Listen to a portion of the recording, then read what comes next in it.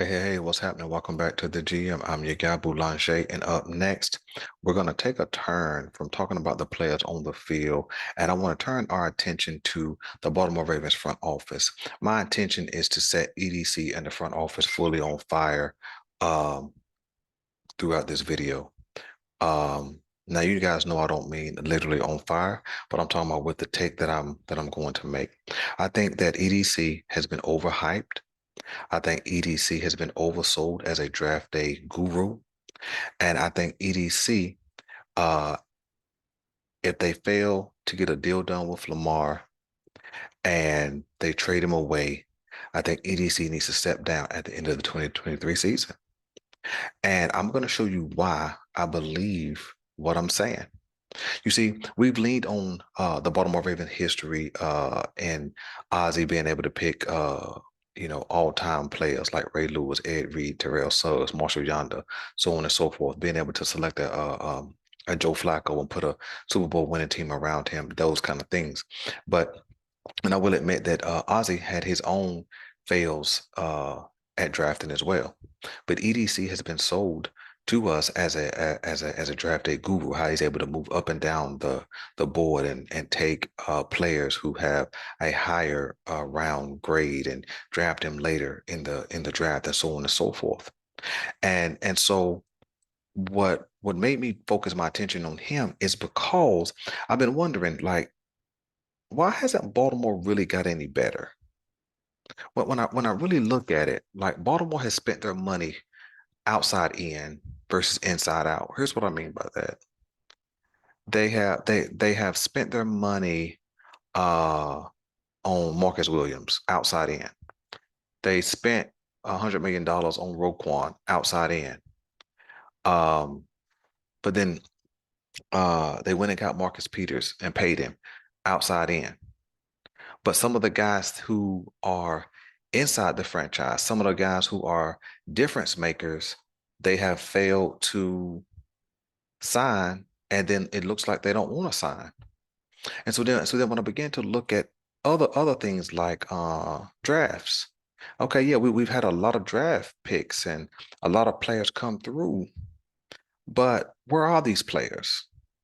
You're like when you think about who we've drafted, you can barely remember anybody other than Lamar. You have to pull up a roster to really take a look.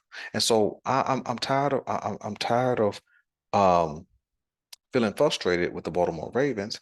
And so this is our opportunity to vent and talk about what hasn't really happened and challenge the Ravens front office to do what's necessary to put a winner on the field. Get it, put the ball, put the vehicle that is the Baltimore Ravens in drive and get out of this neutral position that we've been in for almost a decade. And that's even in the Lamar Jackson era. See, the Lamar Jackson era um, got off to a good start when he jumped on the scene middle of the 2018 year, led us to the playoffs. He he uh he um he made that first round pick validated when he won the MVP in the 2019 year. But since that time, Baltimore has been in park, right? They've been fully in park or neutral, if you will, and hasn't really made a lot of progress. And we can talk about the wide receivers and so on and so forth, but we've had a lot of picks. And so where are these picks? What are they doing? How are they performing? You see, because if we're a draft a guru, not only should we have a lot of picks, but we should have a lot of performance out of those picks. So give me a second, man. Let me get this popped up. I'm gonna show you guys what I'm talking about, and I'm gonna let you guys judge and decide for yourselves. Give me one sec. Let me get over here. Excuse my pop-up. Bam. We're going to put EDC under the microscope. Let's jump right into the 2019 draft. So when we look at the 2019 draft, this is EDC's first draft after Ozzie stepped down. And we see we got Marquise Brown, Jalen Ferguson, Miles Borkins. We got Justice Hill. We got Ben Powers. We got a guy by the name of Iman Marshall, uh, Mac. And then we got last Trace McSorley. Okay. So when you look at this whole list, you'll see something interesting that I got some names underlined. And all of those names underlined, out of 8 picks, only 2 remain. Now we're going to excuse Jalen Ferguson because we know he passed away. So that's why he's not on the roster. Okay. But if we're honest, right? Jalen Ferguson wasn't even performing um, you know, at what was perceived his maximum ability was. But how do we have a first round pick who's no longer on the roster within 4 years? How do we have third round picks who are no longer on the roster? How are we missing 6 picks out of 8? You see, this is why we have to bring people in to fill in these positions. You see, so yeah, you can be a draft day guru and move up and down on the board, but if your picks ain't hitting, then what good was the pick? Oh, but we're not done. Let's go to year 2020. Okay. Let's look let's look at our list. We got Patrick Queen, we got J.K. Dobbins, we got Justin Metabuke, we got Deb Duve, we have Malik Harrison, we got Tyree Phillips, we got Ben Branderson, we have Broderick Washington, we have James Prochet, and then we have Geno Stone. Now, when you look at this whole list, right, you have 10 picks. Out of 10 picks, how many of them are cornerstone pieces? How many? We can't say Patrick Queen. Patrick Queen been on the hot seat for the last couple of years, and now after having his best season, they're talking about trading him away. At least that's the rumor. J.K. Dobbins been hurt off and on the last couple of years, and now he's going into his last year. Will they resign him? Will they pay him? Nobody knows. Justin Metabuke, he's had a good showing, but is he a cornerstone? Deb Duve, he's a Pro Bowl returner, but not at the wide receiver position. Malik Harrison, good not Pro Bowler, but good special teamer, but not at the linebacker position. Phillips was traded. Brendan was traded. Broderick Washington looked like a stud, but he's going into his last year. So the question is, if none of these guys are blue chip players, meaning they're cornerstones to your team, then that means 10 plus 8 is 18. Out of 18 picks, you don't have one cornerstone player. And out of 2 first round picks, one is already gone and one is speculated to be gone. You see, if those first round picks were hits, they should be getting signed then, shouldn't they? So what this says is we're getting a lot of picks, but there's no production coming out of these picks. Oh, well, we're not done. We're not done. Let's go to 2021. Okay. So you got Rashad Bateman and Odafe. Now, so we got 2 first round picks in the 2021 draft. Which one of those picks do you see being a cornerstone for the Baltimore Ravens? Bateman's always hurt, and Odafe was somewhat of a no-show in his second year. 2 question marks. Ben Cleveland, nothing. Brandon Stevenson played corner his rookie year. Excuse me, he played safety his rookie year, but played corner this past year. But he hasn't shown anything that says he could be a long-term fit at the corner position. So he may have to switch back to the safety position. Still another question mark. Talon Wallace, you got nothing from. And then the last 3, listen to what I'm saying. Out of these 8 picks in 2021, the last 3 are already off the roster. So now we're up to 23 picks. 23. No, we're up to 26 picks, excuse me. And we don't have no cornerstones. We don't have nobody we can say for sure it's gonna be that guy. We have nobody that we can say for sure is gonna be the guy at a position of need. But I thought EDC was a draft day guru. I thought we were getting great value. But what's value, or what it really is what's a volume? We have a volume of picks, but it's not turning into value on the field. Oh, but we're not done. Let's look at the 2022 draft. 11 picks. One of the picks are already gone. That's Tyler Beatty. He said he didn't want to be a part of this. He was on the practice squad, but he said he didn't want to be a part. So now, that leaves 10 picks. You got Cal Hamilton, Lindenbaum, 2 first rounders. But you had to give up a first rounder to get a first rounder. Well, that don't make too much sense because your first rounders should be your stabilizing forces on your team. Lindenbaum looks like he could be a cornerstone at the center position. Cal Hamilton looks like a young stud, but we don't know anything about Ajabo. Travis Jones had a first round grade, but we got him in the 3rd round. But he didn't leap off the screen during the season, unless you guys saw something different.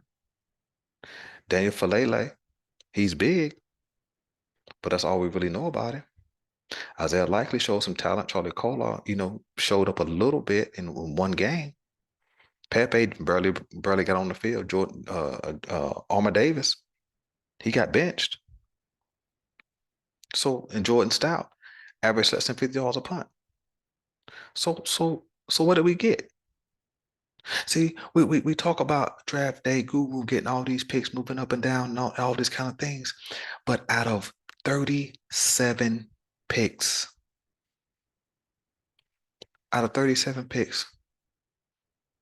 6 were first rounders, only 2 second rounders because we traded some picks away. 9 third rounders, 11 fourth rounders, 5 fifth, 3 sixth, and 1 seventh. Out of 6 first rounders in 4 years, we don't have any guys that we say is going to be that guy for sure. We're saying Linderbaum may be the best out of them all. Now, Cal Hamilton did show up. Looked like he can be a star. But out of 6 first rounders, we only got 2 potential guys who can be the guy. We got a question with David Ojabo in the second round, and I don't even remember who the other second rounder was. 9 third rounders, none of them is going to be a stabilizer. 11 fourth rounders. Your team is built through the draft. Really, your first and second rounders are your impact players. Your third and fourth rounders where your team is built. But what third or fourth rounder can we really say is going to be a team builder for us? Not one. Not one. And of the 37 picks, 11 of them are already off the team. That's almost 30%.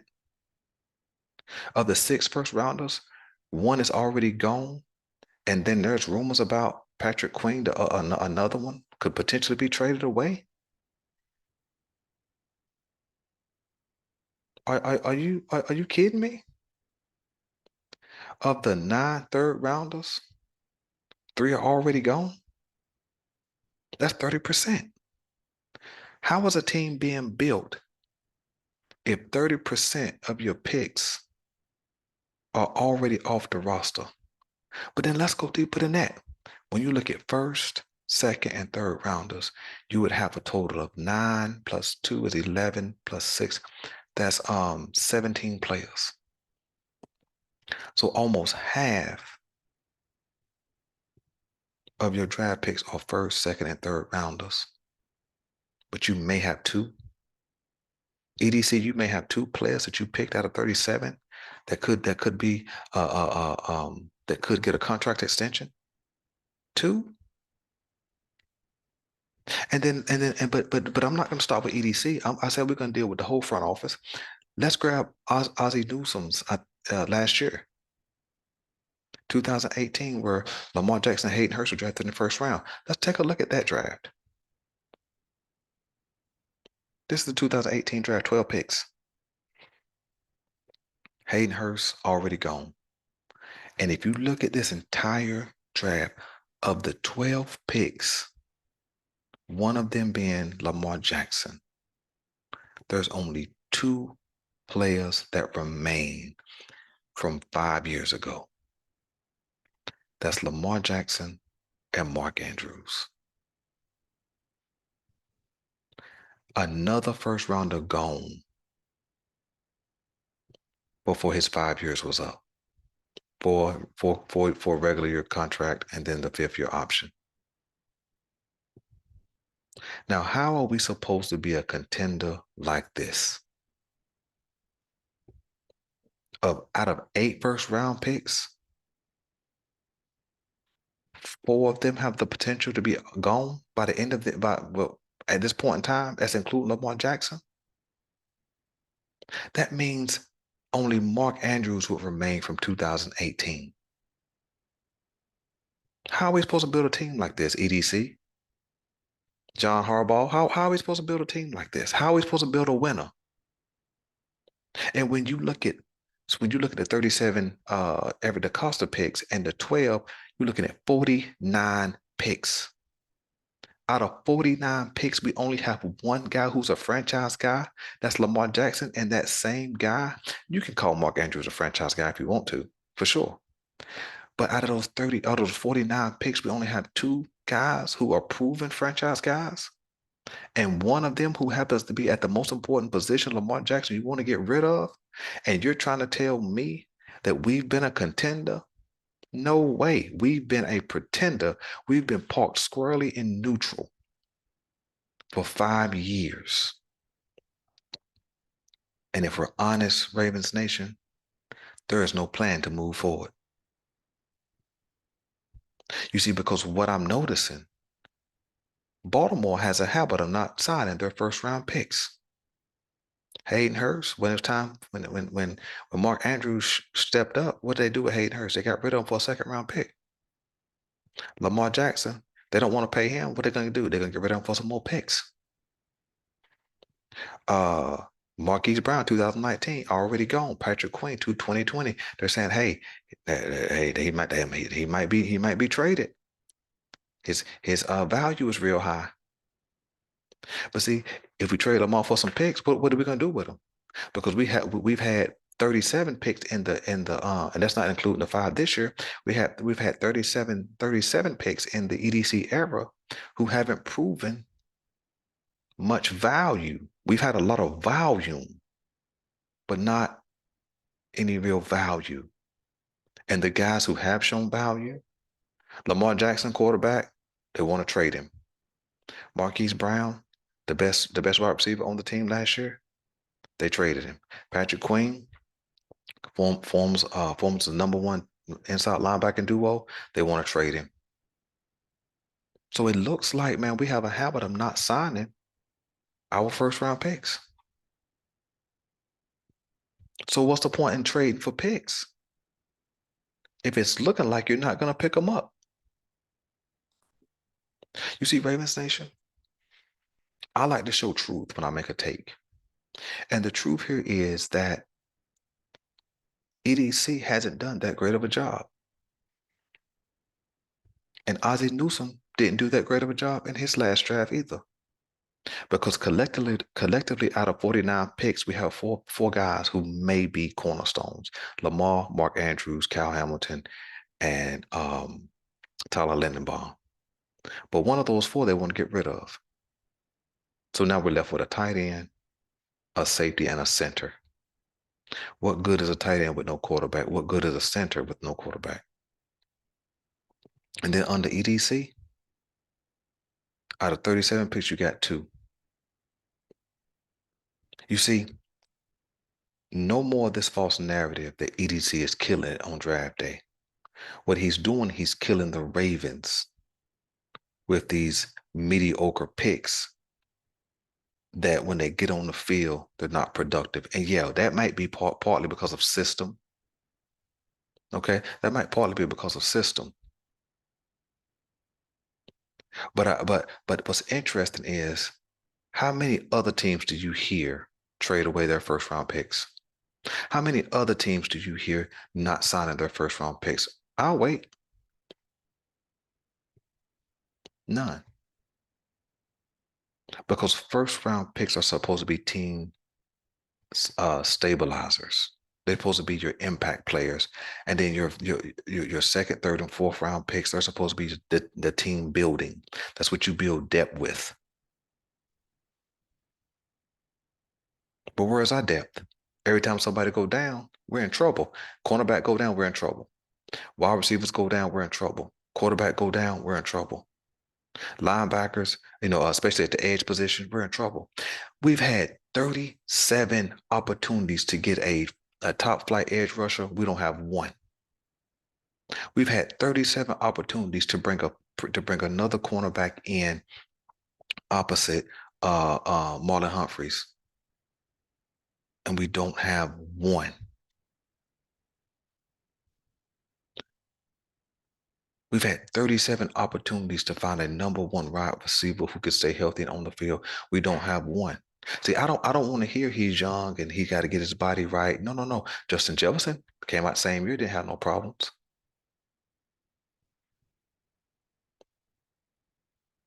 You see, I'm just saying that I'm tired of false narratives and it's time to have honest Ravens takes. And so if EDC don't get it together, then EDC needs to go because we got 4 years of evidence that says his drafting is his volume of draft picks don't turn into value on the field.